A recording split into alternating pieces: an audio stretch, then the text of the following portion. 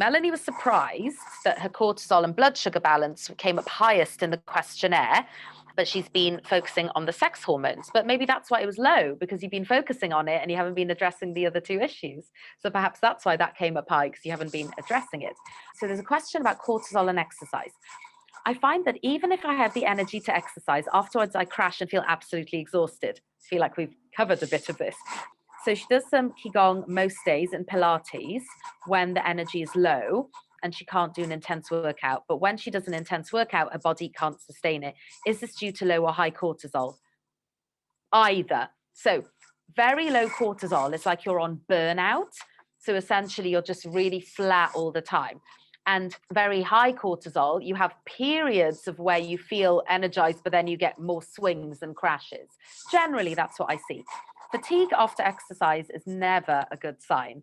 Not like that bit of, oh, my muscles ache. That's okay, right? But if you feel I am so exhausted, I need to now sleep, that's not a good thing. Now, look, the gyms have just reopened, right? So I started going back to the gym. I did 3 sessions. I'm not bragging. I'm just saying I was really tired the whole of last week, but it wasn't like, oh my God, I'm so tired, I need a nap. It's just, I felt like I need to go to sleep earlier. My whole body is aching. I feel like that's a normal reaction to someone who hasn't lifted weights for 4 months. But if I was like, I need to go and actually sleep and lie down in bed and I need to cancel plans or whatever, that's not a good sign. So I would say that if you feel that way after high intensity, it basically means your body can't do it while you're this exhausted. So I would try and find a different way of exercising for now. So yoga, Pilates, walking, gentle cardio, so not high intensity, but just something like, say, an aerobics class and it's on Zoom, so you can keep your camera off and just do little bits that you can manage. That would be absolutely fine. But yeah, there's definitely a sign there that we need to put some work onto the adrenals. That's a really strong sign, as is craving salt and sugar. That's also a really strong sign that the adrenals are a bit out of whack. Very rarely do I get this exercise high that people talk about. I enjoy exercise for mental health and stress relief benefits. So that's great, but I think you'd get more benefit from it if you're not doing as high intensity and pushing yourself. I need to lose the weight, but it never shifts much with the exercise. Aha, well, if you've seen the module on cortisol, you'll know why, because you're just driving the cortisol up higher and higher.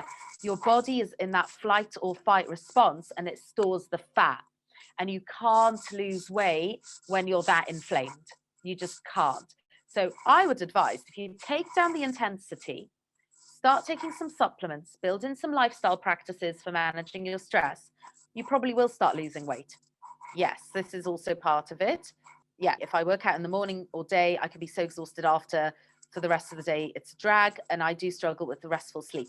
Probably part of the problem too. So what I would recommend is, sounds like you definitely need some supplements for your adrenals. I would spread them throughout the day. I do some in the morning, some in the evening.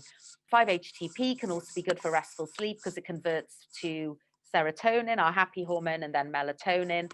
Some people do use melatonin. Melatonin in the UK is what's called an unlicensed medication. In the US and most of Europe, it's an over-the-counter supplement. But in the UK, it's regulated, and that's fine. I got no issue with that. But it means that you probably just can't get it from your GP. So that is something I prescribe to my patients if they need it, because it's the hormone that we should all be producing between 10 p.m. and 2 a.m.